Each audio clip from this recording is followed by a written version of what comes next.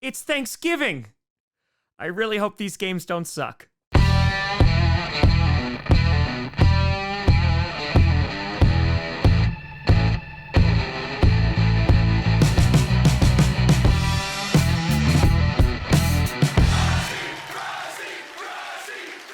Grossi Posse Packer Nation. Welcome to an episode of Packcast, the podcast where you don't have to be a Packers fan, but it sure does help. I'm your host, Tom. That's right, we got 100 games right this season, Grossi.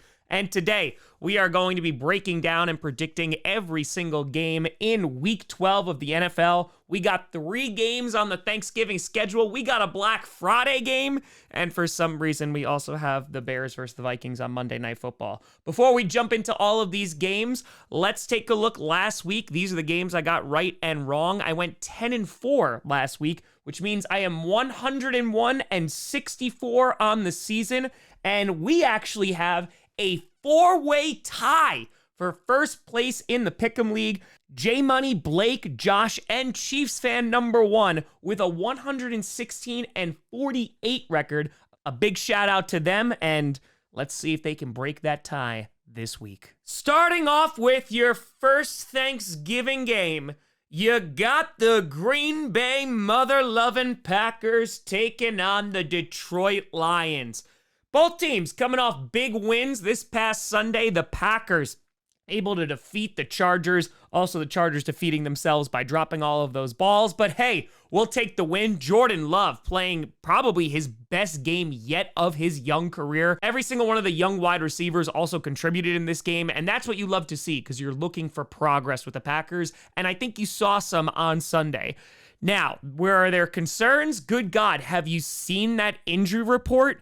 It's insane. Aaron Jones thankfully avoided serious injury, but he has a sprained MCL. Luke Musgrave had a lacerated kidney and was in the freaking hospital. He's out for the foreseeable future. And the Packers, yeah, it's going to be an uphill battle against the Lions, who that comeback was straight out of a movie. Defeating the Chicago Bears, Jared Goff not having his best day, but then coming in clutch at the end. The defense making some big plays, and by the end of it, the Lions walked away with a win against a divisional opponent. It was the Bears, so there is some concern there, most definitely, but let's be very honest about the Lions. They have the best offensive line in the league, and while there are some issues looking at their defense and looking at, some mistakes that can be made on the offense, I don't think the offense is really going to sputter too much, especially against the Packers, because while the defense wasn't horrible, as I said before, the Chargers, their drops really helped the Packers there. And so it would make sense to go with the Lions for the Thanksgiving win, but I'm a Green Bay mother-loving Packers fan, so I'm going to pick the Packers to get the dub. Because did I give up hope when years ago the Packers with no wide receivers marched into Arizona on Thursday Night Football and defeated the then undefeated Arizona Cardinals? And then you might say, Tom, but they had Aaron Rodgers back then and also Rasul Douglas. He made that pick. Rasul Douglas is on the Bills now. And I would say, I know. Packers win. Following that, you got an NFC East showdown between the Washington Commanders and the Dallas Cowboys. The Commanders, oof. Sam Howell did not have his best day, but they lost to Tommy DeVito and the Giants. And that's rough. And even worse, they couldn't even take a hot shower afterwards. The Commanders are one of those teams that I think Sam Howell is their guy. I think, however, this is a transitional year. Ron Rivera, I don't expect to stay after this season. Jack Del Rio is probably going to be going too. And they're in this weird rebuild, but if Sam Howell is their franchise QB, then they're going to be in good hands going forward. But they're taking on the Cowboys this week, and the Cowboys, well, they need some attention after beating the Panthers. I would like your undivided attention, please. You couldn't handle my undivided attention. It was a pretty close game against the Panthers for a good chunk of it. However, the Cowboys wind up sealing that win. Bland with his 4th pick 6 of the season, which is just honestly absolutely crazy. Tony Pollard even getting a touchdown. You hope that maybe that's going to be a springboard for him to continue doing that because he really has not been effective this year. And listen, this is a divisional game, one that the Cowboys should win. I think they will. I guessed like a 31-14, 31-17 score. Though you never know. It is a divisional game, but I imagine the Cowboys have this in hand and get the W. Following that, you have an NFC West showdown between the San Francisco 49ers and the Seattle Seahawks. The 49ers, yeah, well, they did whatever they had to do against the Buccaneers, and Christian McCaffrey, he's back to scoring touchdowns. Brock Purdy, though, he was the guy because he looked phenomenal. A perfect passer rating, over 330 yards, 3 touchdowns, and yeah, the 49ers offense, they're looking pretty good. I know that there's some injury concerns on their O-line, but they're playing another team who have some concerns about their O-line, and that is the Seattle Seahawks. And they unfortunately lost to the Rams this past Sunday. I did pick the Rams to win, but yeah, it's a heartbreaker for Seattle. And Geno Smith, obviously, he got banged up and knocked out of that game for a little bit. And Pete Carroll, yeah, he had to see Drew Lock go in. I'm not sure I'm interested in that. No, I am sure. I am not interested in that. And the Seahawks are in this weird kind of funk. They should be getting some returning O-linemen back, which will be good, but their offense, the red zone offense, hasn't been good like all season. They've been kind of hot and cold, and while their defense is pretty solid, going up against the San Francisco 49ers team is going to be a tough matchup. It is at home, so I do think this will be a somewhat close game, but I do got the 49ers winning this. I think that pass rush of the 49ers is probably going to overwhelm, and even though Geno Smith will be playing, I think that 49ers team is just going to be too much to overcome. So yeah, San Fran gets the win. Following that, you got the first ever Black Friday game. You got the Miami Dolphins taking on the New Jersey Jets. And we do have a clip from Roger Goodell explaining why there is a Black Friday game. It's all about the money. The Dolphins, they kind of had a weird game against the Raiders. Their defense looking real good, but their offense wasn't as effective as many anticipated, though I do have to give a shout out to the Raiders because their defense has definitely gotten better this season. And unfortunately, Achane got re-injured, and so he's going to be missing some time. And the Dolphins, they got to be feeling pretty good about this game because, yeah, while the Jets have a tough defense, they're going to be going up against Tim Boyle Laser Show, former Green Bay Packer, by the way. And the Jets, yeah, it's just bad. They just got their ass kicked by the Bills. Zach Wilson got benched so far down the depth chart that he's now number 3 behind Trevor Siemian.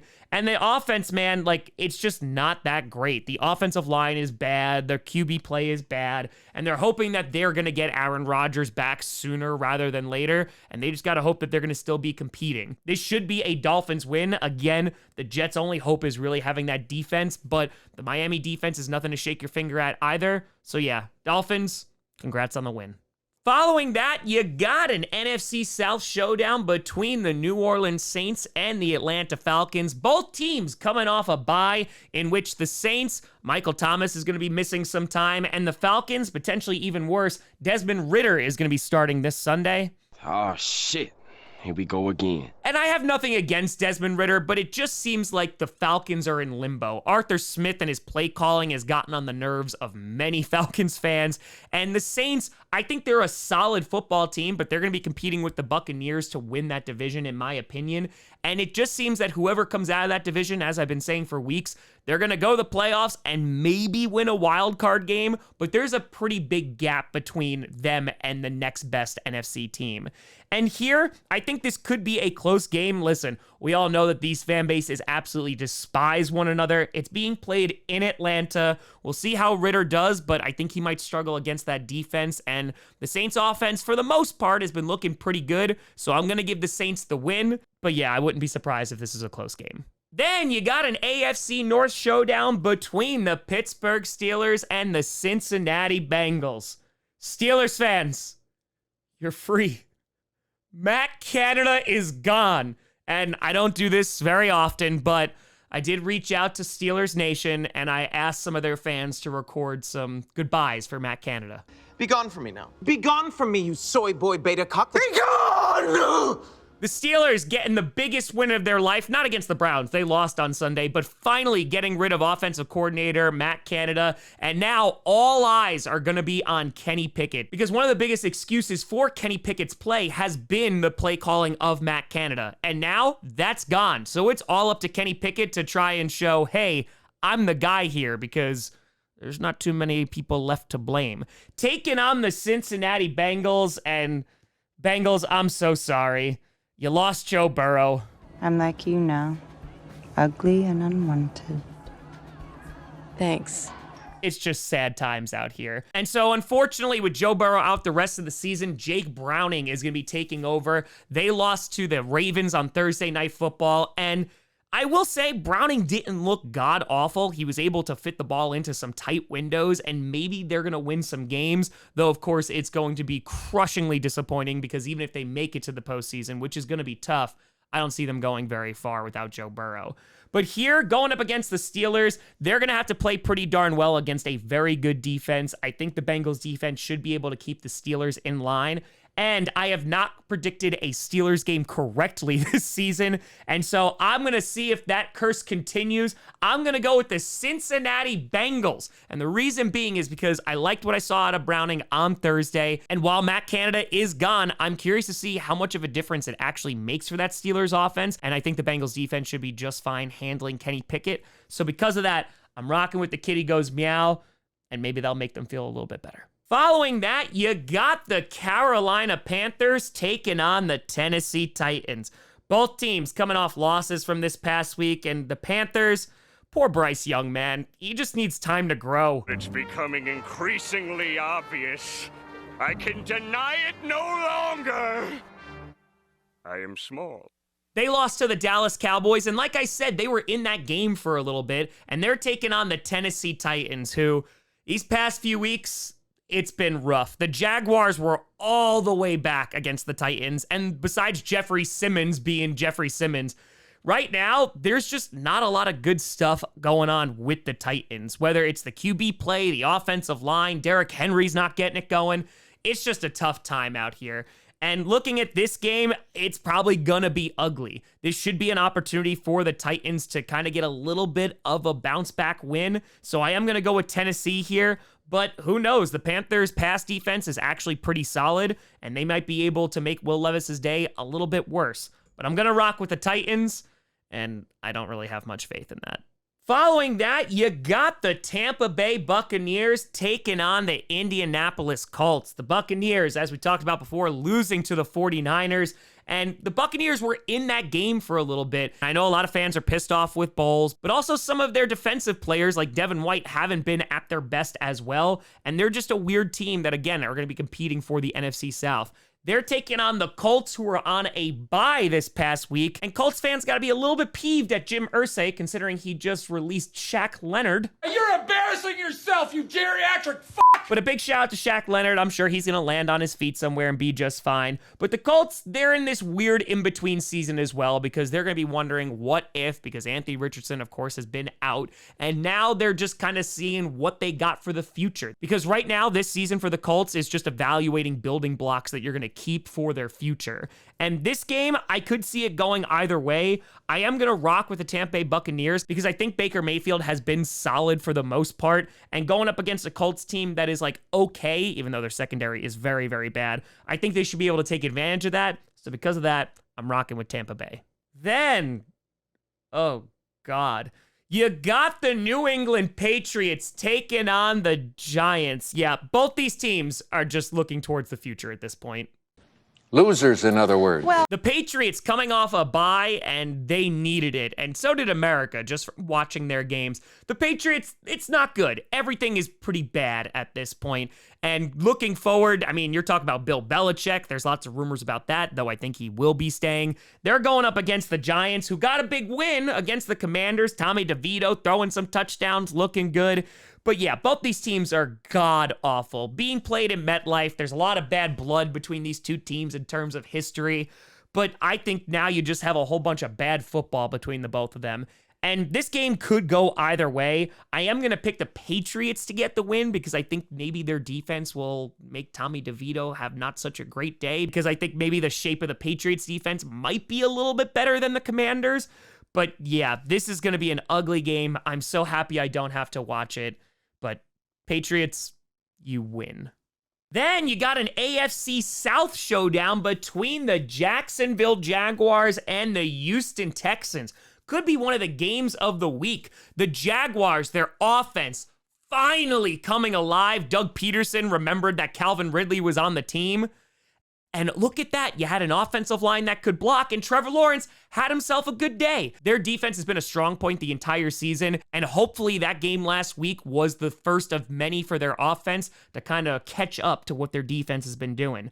Meanwhile, taking on the Texans, who had a big win last week, and it wasn't because of C.J. Stroud. C.J. Stroud did not have his best game, but it was the Texans' defense that actually came up super clutch, and you love to see that just from a team-building standpoint, because you're like, oh, C.J. Stroud's really, really good, and that's awesome. We have a franchise QB, but it looks like we're starting to have a complete team as well, and the Texans, they're not just looking at playoffs, they're looking at a potential division title run. And this will be an amazing test going up against the Jaguars, a pivotal game in the AFC South. And ultimately, I am going to give the Jaguars defense the nod, and I think that's what's going to get them the win here. The Jaguars offense, let's see if they can have back-to-back good performances, and I imagine Stroud will look better than he did last week.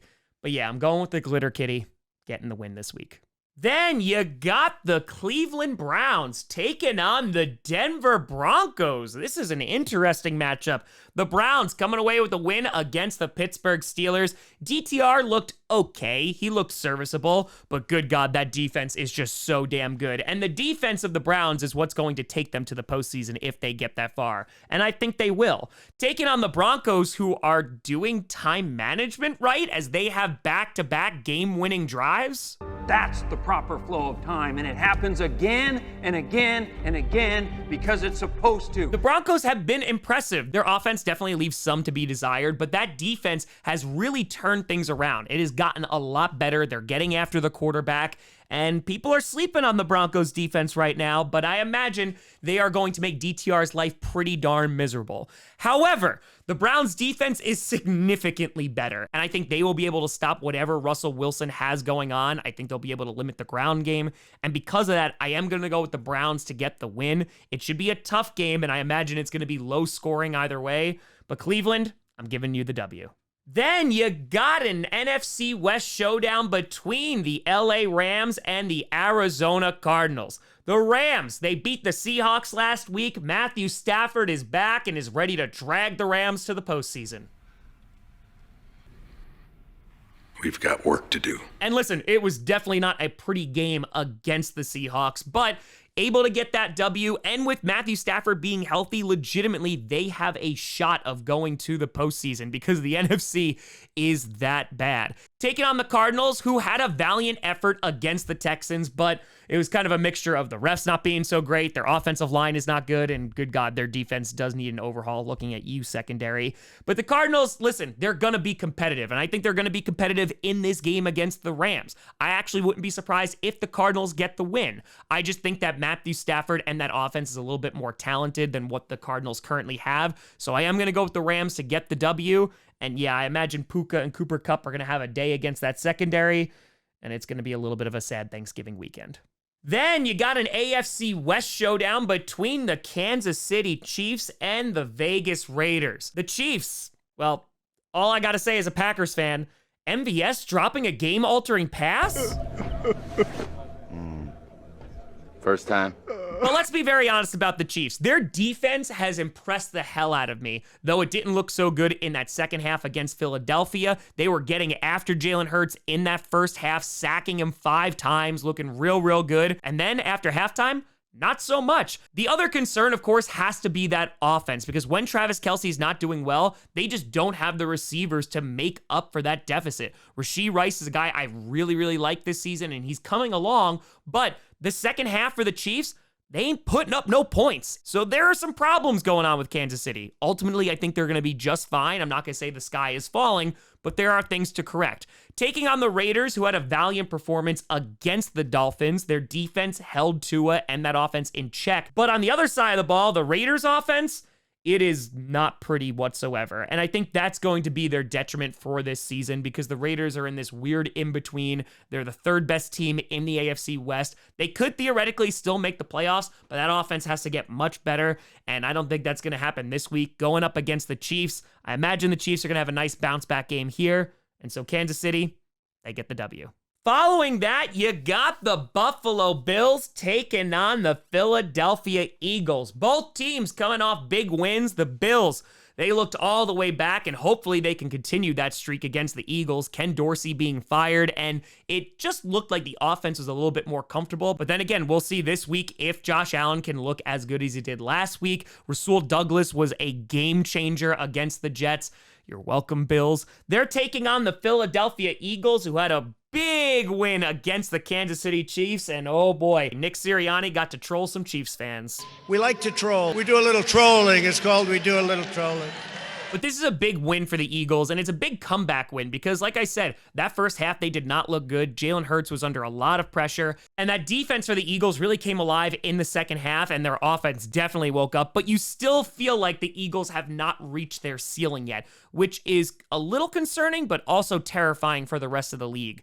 This game is going to be an interesting one. I think the Eagles are definitely the better team, and while the Bills did beat the Jets, I want to see how they do against a quality team, and this is the perfect scenario. If the Bills win, then they are all the way back. If they get blown out, then it's going to continue to be doom and gloom. I am going to go with the Eagles here in Philadelphia. I hope this is a close competitive game, but yeah, I see the Eagles flying after this one. Then on Sunday Night Football, you got the Baltimore Ravens taking on the LA Chargers. The Ravens coming away with a win against the Joe Burrow-less Cincinnati Bengals. Unfortunately, Mark Andrews getting injured. However, there is an outside chance that he does return this season for a playoff push, which would be awesome.